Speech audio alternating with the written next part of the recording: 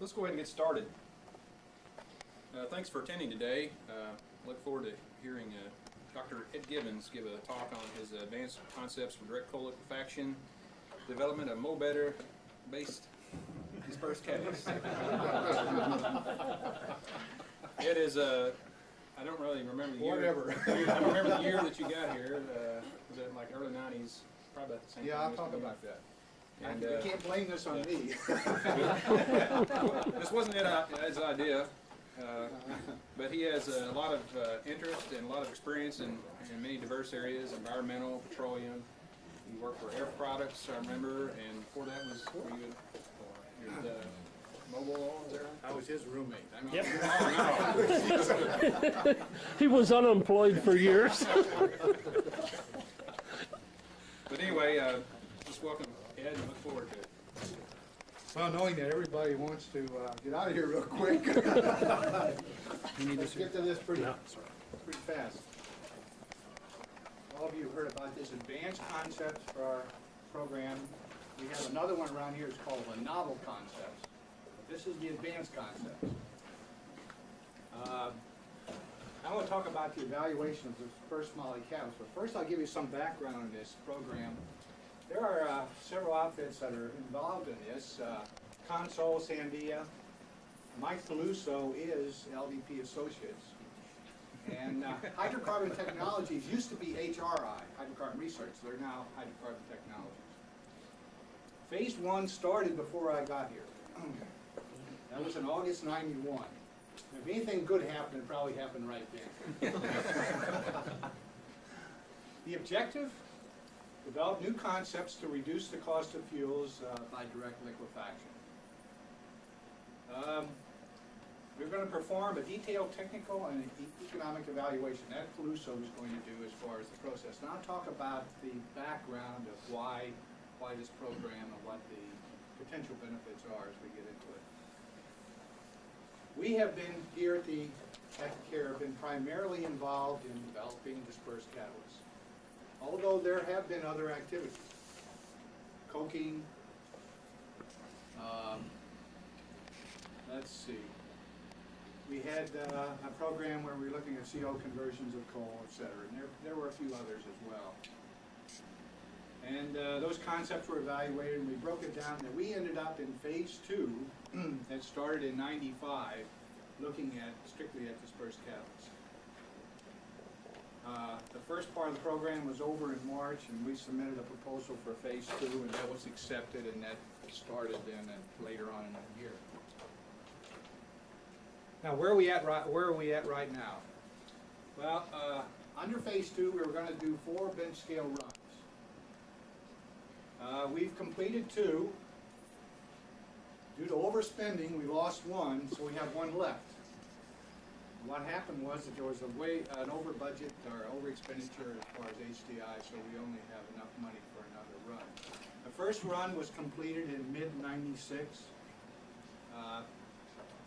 I'll show you how the operation goes in the pilot plant, but it's a 2-stage operation with a slurry catalyst. It's all liquid phase, slurry phase. There's no supported catalyst in this operation. In that run, we were using a ferrihydride mixture with molybdenum A, which is an organically soluble molybdenum complex that's available from Vanderbilt Chemical. We ran with Wyandotte coal, and this whole program has been primarily with Wyandotte coal that was obtained from Black Thunder Mine. We evaluated solvent modification. We dewaxed the solvent and hydrotreated it, and looked at that impact on the liquefaction. The second run occurred about last year at this time, and it was to test primarily dispersed catalyst. Now let me give you a little bit of background about the economic evaluation. This tells you about the dollars and cents about why we were doing various things. Peluso did an economic evaluation. He based it upon a run that was made at Wilsonville, the last one they ever made, and that was in 1992, I believe, 91, 92. That process operated with a configuration, a 2-stage reactor configuration. In this drawing, coal slurry is fed first into a first stage reactor where a dispersed catalyst was used. Product is passed through a separator and then into a second stage where an extrudate Shell 324 type catalyst was used. And then that is the two-stage with an interstage separator. The gas and the volatile materials that came off of the first stage of the reaction then went to gas cleanup. Fresh hydrogen was fed into the second stage, and product then was collected, separated, and de-ashed through a ROSE. The ROSE unit stands for residual oil solvent extraction unit, and that's the way the ash is removed. It was removed at Wilsonville like that for a number of years.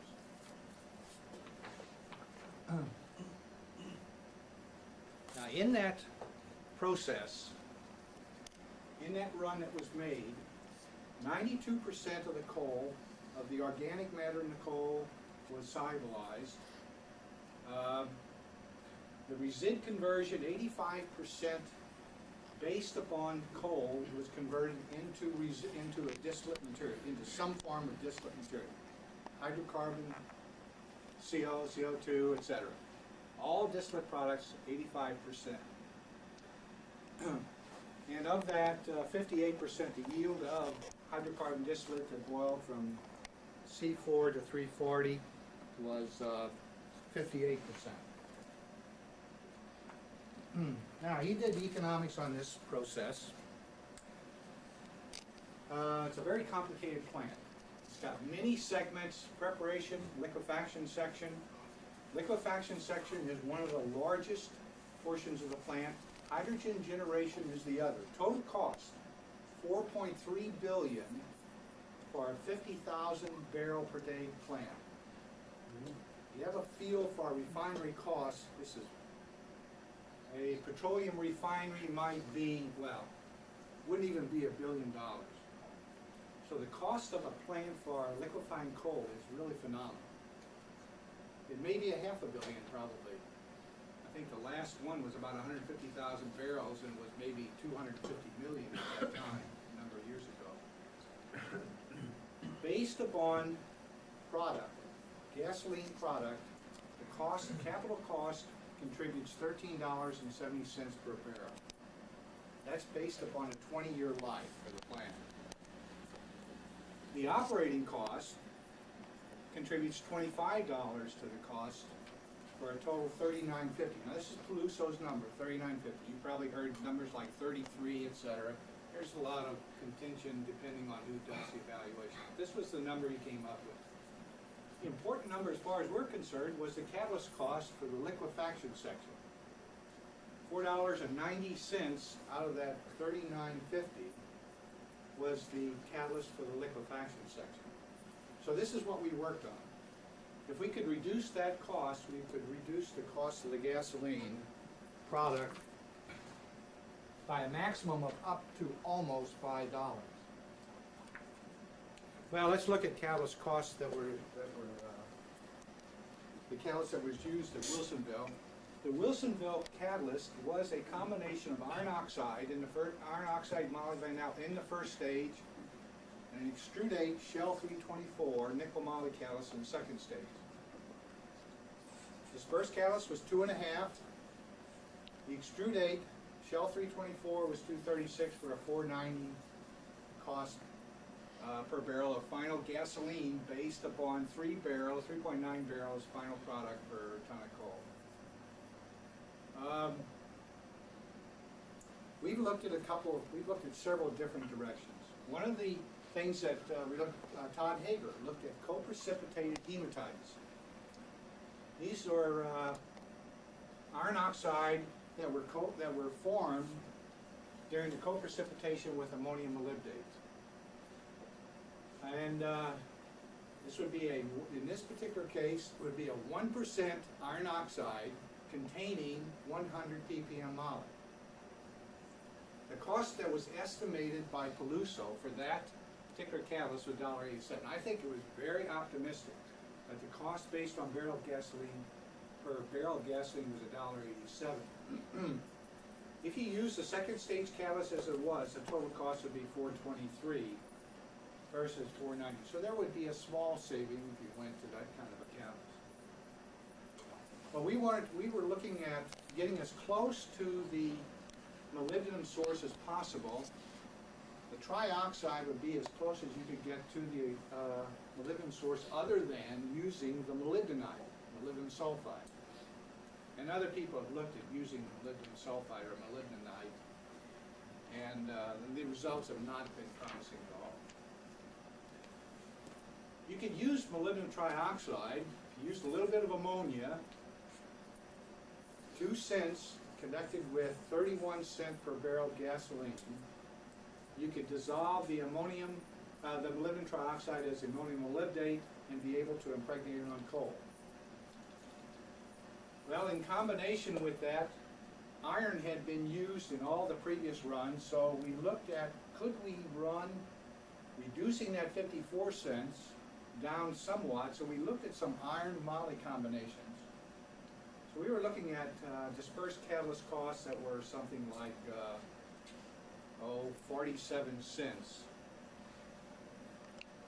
would be the iron moly. We were also looking at nickel, where we'd be putting on a 50 ppm, it would cost about a dime. So now we're talking about 43 cents if we could go with a nickel. And of course, our preferred mode would be to just use moly by itself at the 100 ppm level, which would be 33 cents if we use the ammonium molybdate. Well, molybdenum trioxide is also very soluble in phosphoric acid. And that forms phospholymolybdic acid. If we were to use the phospholymolybdic acid route, the phosphoric acid would cost you about 3 cents, so you're looking at a 34 cent per barrel gasoline versus 33 if you went the ammonia route. Now, Bellman has been the one who has done, I guess, all the work on Dr. Demerol, those who don't know Dr. Demerol. He's done the work on the phospholymolybdic acid. Now, we got into the pilot plant, and once HRI got out of the picture, there was some interest, could we do this in a single stage or in an all slurry process without running with the extruded catalyst? Without HRI being there hammering home the extruded catalyst, we then started looking at the slurry only process. We got rid of that extruded catalyst. Catalyst cost went down to 33.45 cents versus almost $4. So the question is, can we make these dispersed catalysts, or these catalysts that are impregnated on coal, work as well as this catalyst combination that worked at Wilsonville? So we're looking at something over $4 in saving per barrel of gasoline. Yes, per barrel of gasoline, if we can do that. Well, been a number of runs made here in the laboratory over the last several years. All of our runs, by and large, are made in microreactors. Many of you are familiar, but if you're not, we use a 50 cc microreactor, and we use a sand bath to heat it up quickly. We shake those reactors in order to get good mixing. Many of the runs we've done have been at 30% coal in solvent. We've used process solvent, which means we have a residual component, something that boils over 1,000. And we put hydrogen in. Hydrogen is important necessary for the reaction, and we add sulfur to activate this catalyst. Separate catalysts into gases. The condensed material is then separated into the THF insolubles, and we get the distillate product, and by distillation we know the amount of resid, either the 524 or 565 resid material. Now I'll refer to resid conversion. Resid conversion is the amount of coal and resid in the feed, how much goes in, how much comes out, based on the amount of coal that's there, the MAF coal. That's what I mean by resid conversion. Well, in the lab here, real quick overview of what we've done with ammonium molybdate. I think this was Richard Anderson, you probably remember him. Richard did this. He impregnated coals at a 500 ppm moly level. And he looked at ammonium molybdate, Mixtures of ammonium molybdate with nickel, 100 ppm versus 500 ppm, and with iron. And you put on here a small amount of iron. Actually 1%. Excuse me. Put 1% iron oxide on here. The conversions, THF conversions of the dark wines are very comparable to what Molly Van Elle was, what they ran at Wilsonville. What we would run here, we got almost a very similar type THF conversions, resid conversions, very similar to what was run at Wilsonville. This is the $2 material, so we're looking at the small charge impregnated coals and getting very similar results. We did the same thing with phosphomolybic acid. Velma did. These are her results. Again, these are shorter residence times than what Richard used, but again, the Molly Van A, very comparable to what? The PMA is very comparable to the Molly Van Elle and the Molly Van A. This was another type of soluble molybdenum material. Well, another thing that's shown here, the spiking method. Richard came up with the idea of the term vector, the vector method. And there, you take the coal and put the catalyst on about 10% of the feed coal, mix it with the 90%, and run the process. Well, we've done this, and here Velma shows us one of her results. Done this many times in the lab, and it always looks the same. We wanted to get that into the pilot plant run last time, and unfortunately we had so many problems we didn't get it. But that would be one way of trying to simplify the way we do this on a process scale. At any rate, the results look very good for both the ammonia and phosphoric acid dissolution of the trioxide and impregnating it on coal. So we got into the run the last run we made. We wanted to test those impregnated coals. We wanted to find out whether we needed iron. Wilsonville always ran with iron. After they got into the process of making distillate product, they always ran with iron. That is, after they got out of the SRC1 mode to make distillate product, iron was always added. And the reason for that was when they started up the Kerr-McGee unit, the thing almost went down continuously on them until they started adding iron, and then from then on they never touched it. They fooled around with the concentration a little bit, but they never pulled iron out of that unit. And then we wanted, as I said, we wanted to spike the coal. We didn't get to that. Solid separation was a part of this run, and I'll mention that a little bit. We had lots of problems with solid separation in this run. So we prepared some impregnated coals. We impregnated them with 100 ppm. In every case, we had a molybdenum in some form. We put on 100 ppm. In the case of the iron, we put on about 1,500 ppm. The starting coal already has about almost 2,000 ppm iron. We added iron in this particular case, about 1,500 additional. This is about 0.25% iron oxide based on feed coal.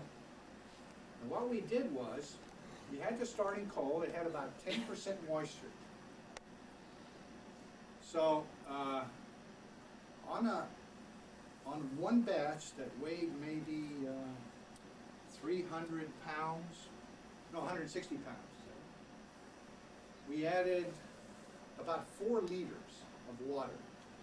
What we did was, we increased the water content from 10 up to 12, 10 up to 11. In other words, the amount of water that was actually added was very small, so there's no additional drying. So the concept is that in the plant, on some kind of a conveyor belt, you would spray the catalyst onto the coal as it would feed down the chute going into the feed system. So we impregnated the catalyst with a very small amount of water, getting these concentrations of moly. We added iron in one case, we added nickel in one case, we had a 3.4 background or 4 background, we increased that up to 51 ppm. So these were our 4 feed coals, and this is what I'll tell you about what happened. What does the unit look like? This is a simplified drawing. Now that everybody understands it.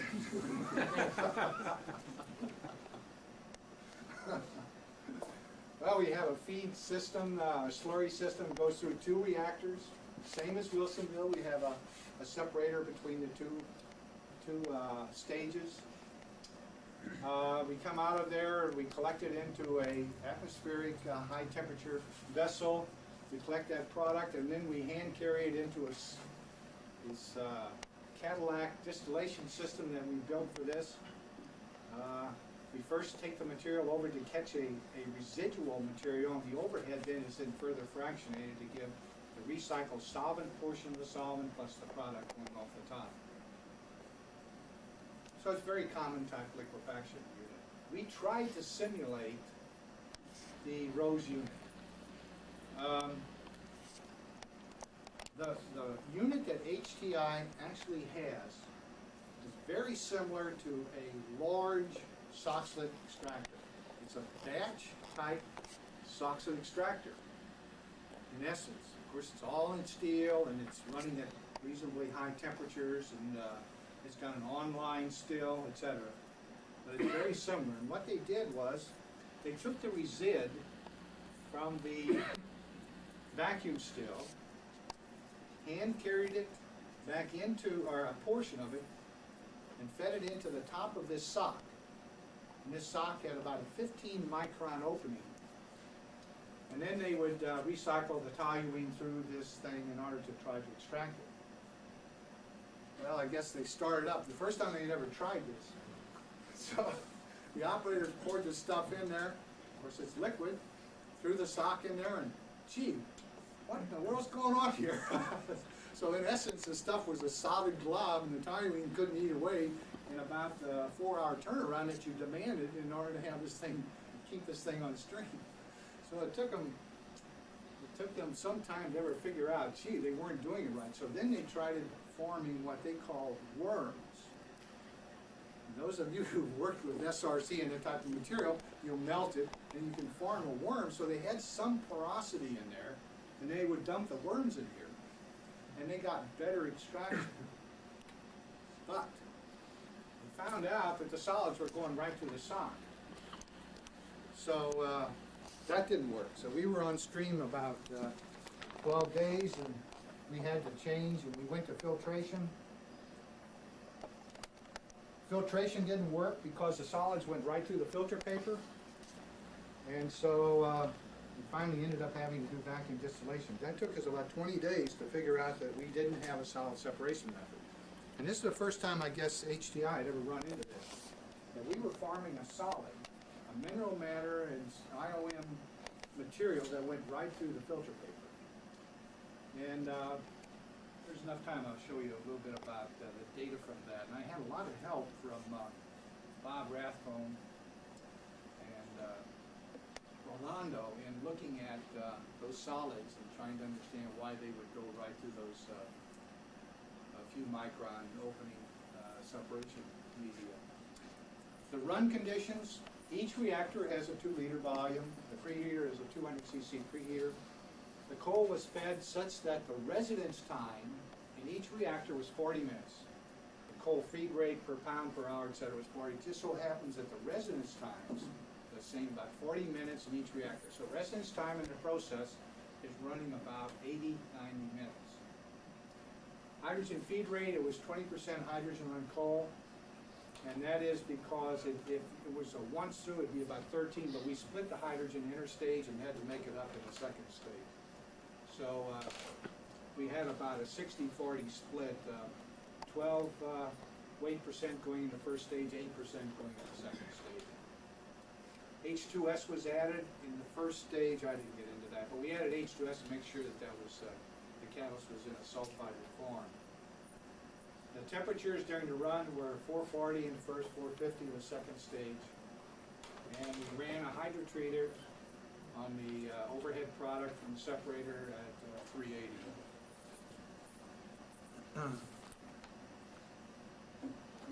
Well, one thing we could certainly control in a run like this is how much coal you put in. So the coal concentration for the run is very constant. because of the matter of weighing it out and putting it in with a recycle solvent. The thing we couldn't control was the composition of the recycle solvent. You notice in this particular, this makes up the recycle solvent. The residual aspect of the, well, first of all, we're running recycling solids as well as the organic distillate and residual fraction. So the solids fraction is changing as well as the residual fraction in the recycle solvent is changing, depending upon the way the unit is running. So what we wanted to do was to compare these four catalysts, but yet we couldn't control the recycle solvent. It was going all over the place.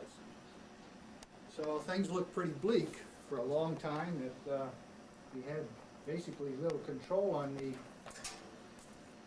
the operation. I said that we were recycling solids. We were going in at about 100 ppm on coal feed. We were recycling in the recycled solvent 200 ppm moly. So the total amount of moly on the coal on any particular pass, in this particular case, was 300. The iron we added only in the first part of the run with the iron moly catalyst. When we got to the second condition in the run, no iron was being added other than the iron background in the coal. So if we had stopped adding the iron, effectively stopped adding the iron, was able to remove the solids out of the unit per pass, we should have been down about 4,000 ppm of moly in the recycle solvent. And as it turns out, we were up at 7,000. Again, we're not adding this extra iron. We got up to 10,000. We weren't able to, in the solids, the ash kept going up on us. We couldn't get the solids out because we didn't have a solid separation method. Everything went through the sock or it went right through the filter. So the operators were coming up and saying, God, this morning it was vibrating like mad. What are we going to do? So the unit was just almost not able to handle to the solids when we had to just finally then say we had to go with vacuum distillation in order to get the solids out of the system. So we began to reject vacuum bottoms when that began to happen. And we were in the PMA, so we had just started the PMA aspect of the run when that happened. Apparently they had never run into this at Wilsonville that we're aware of. Although the people at CARR McGee said at one time they had looked at some very small solids and shown that they could do that with the CARR McGee, even though a filter wouldn't. Well, what were the results from the run? Well, the coal conversions are based on quinoline insolubles. Well, first of all, what did recoveries look like? Our ash was terrible. Our ash recoveries were terrible. 88 and 90%. You can't build a material balance around that very well. Fortunately, the carbon numbers were very close to 100.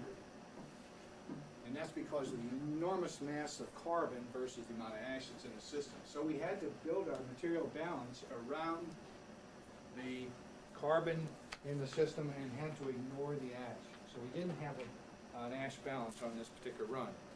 What conversions look like, they were all 94, 95. Catalyst had no effect on the conversions. In the previous run, we had run with this Molly Van A, this organic soluble material, the expensive one. Essentially, we're getting the same kind of conversion that we had with that, as far as the material that would dissolve in THF.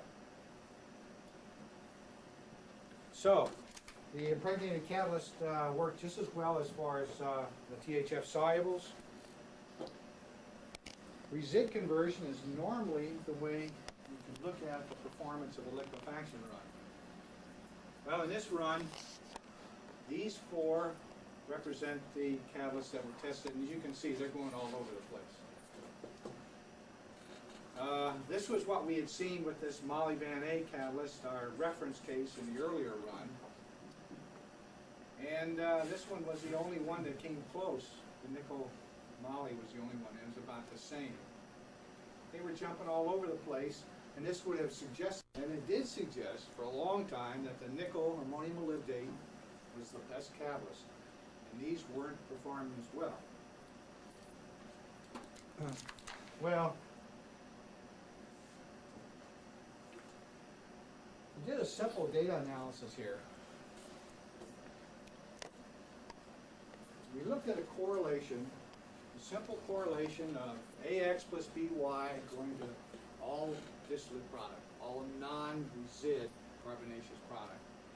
And based on that simple model, where reactive coal is the MAF portion of the coal, and where the resid is the mineral matter free 524 plus material, we came up with values of X and Y, which represent how much reactive coal converts, how much resid converts, 0.74 and 0.39 with an R-squared value of 0.98, which says there's an excellent fit in this simple model for conversion of coal and resid, which will explain the activity of these catalysts, which suggests that all of these catalysts that we tested, are essentially the same as far as activity. Now that agrees with what we've seen in the labs. We have always been disturbed somewhat by the inability to see a distinctive difference as far as activity in the laboratory.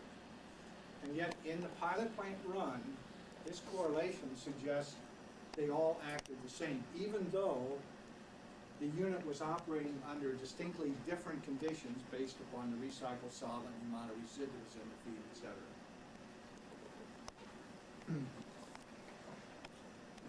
So, the results from the run says that nickel and moly had no effect on coal conversion as far as anything over and above what moly contributed itself, the nickel and the iron, and that the unit can operate without the presence of iron. And it did suggest that for some reason that nickel ammonium molybdate case gave more heavy distillate in the product fraction than the other ones.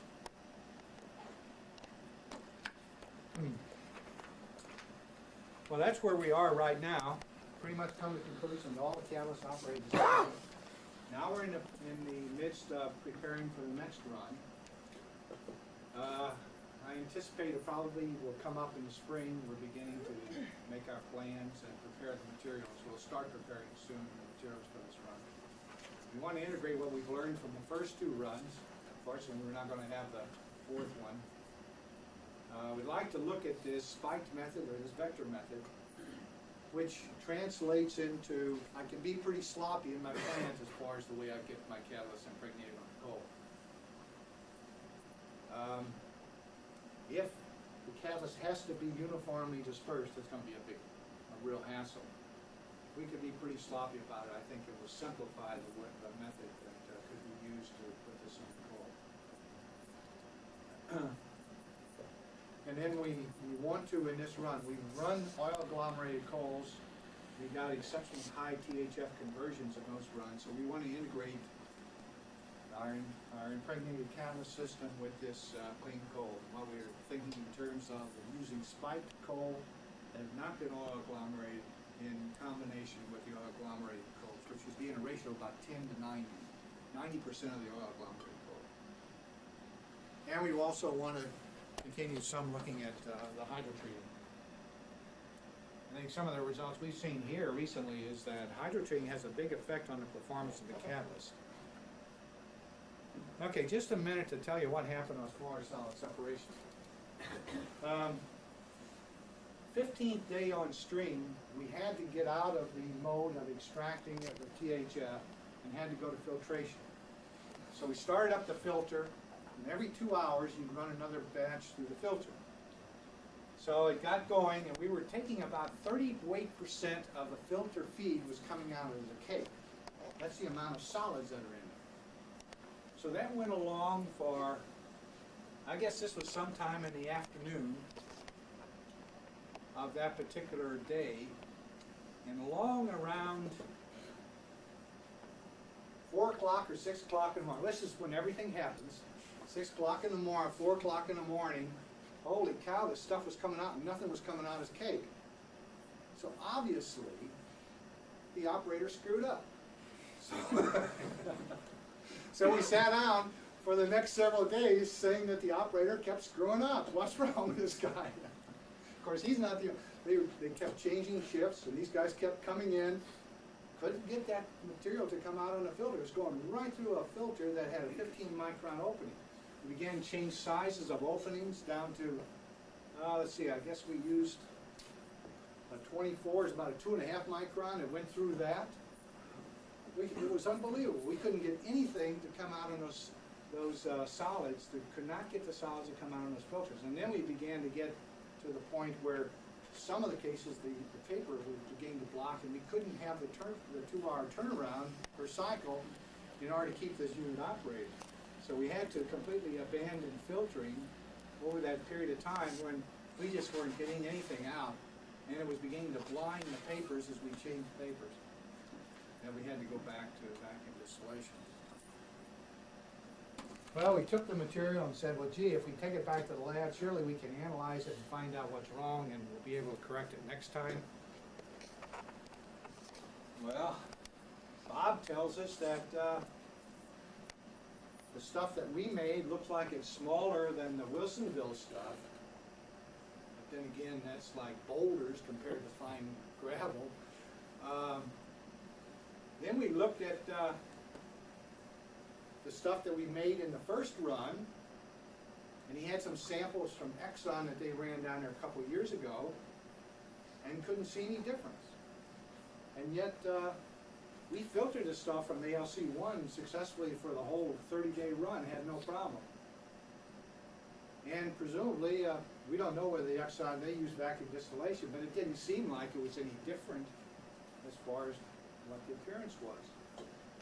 Well, we looked at SEM, and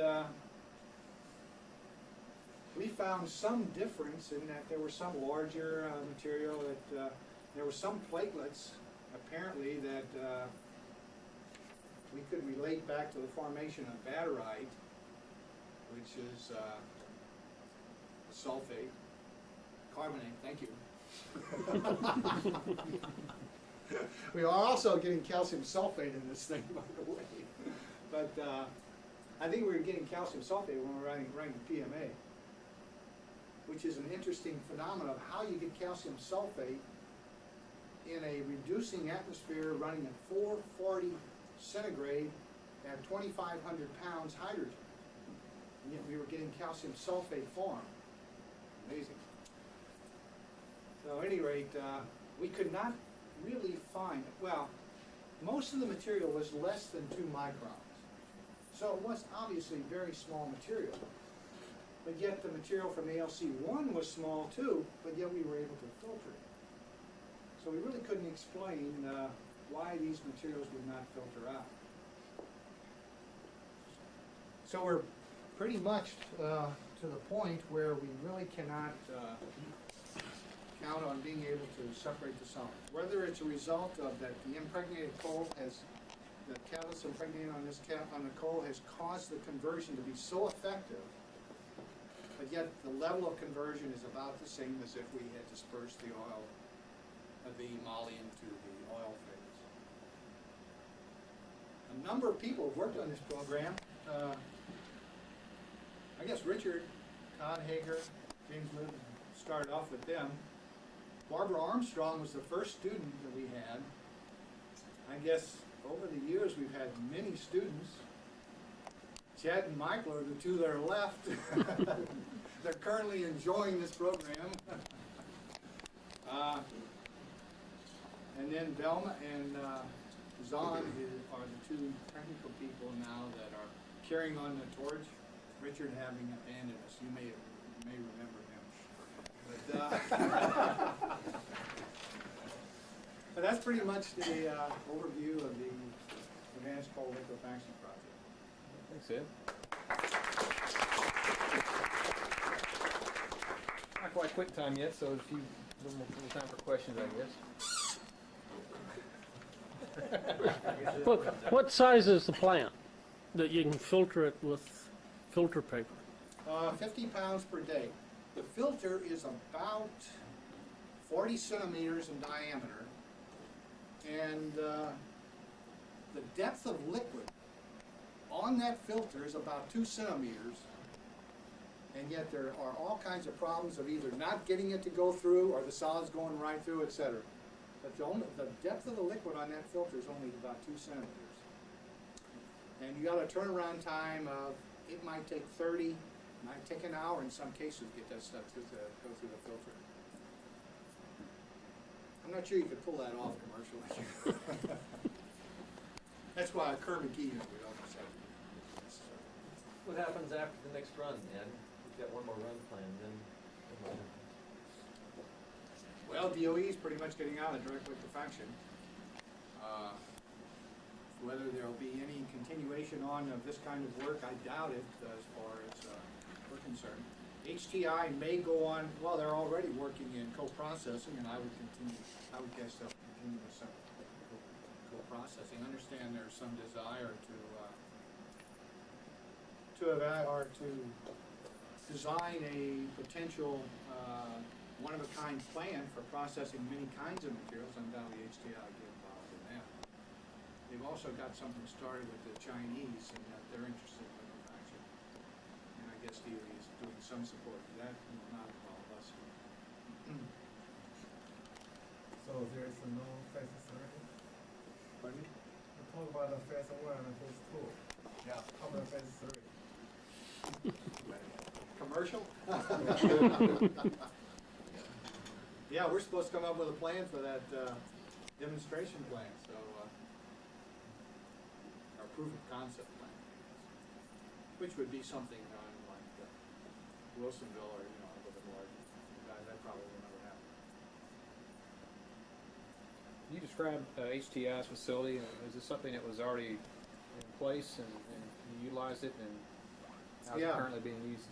And will it be used in the HTI future? has been in petroleum resid refining for many years. The H-oil process derived from that. They have units that are small micro-reactors, same as what we will have down here, the sand baths, etc. They'll have these 50-pound per day units. They'll have something that gets up intermediate up to a ton in size. So actually they can process quite a wide range of materials. And that's basically derived from the capability they had from processing heavy residual oils over the years. They were into Fisher Tropes many years ago. And they have a tower out back, God, it must go back to the 60s or maybe earlier, I don't know. It's been a long time since that tower's been used. Where they've looked at some other resid processing capabilities. Where they've been in Fisher Tropes, and heavens knows what, other than petroleum upgrading, etc. But HRI, hydrocarbon research is hydrocarbon technologies is no longer associated with hydrocarbon research, which is a division of French company. IFP. IFP bought HRI, and they didn't want the laboratory. But they kept the name HRI, and they still have an engineering group located at Princeton. But the lab is no longer connected to that. They still do some catalyst qualification runs for it, but it's only But this facility that runs, taking place was in Princeton? Yeah, right on the edge of Trenton and Lawrenceville. It's not in Princeton by any means. Has no resemblance to Princeton. Those of you who've been up to Princeton, I mean, it's a nice spot.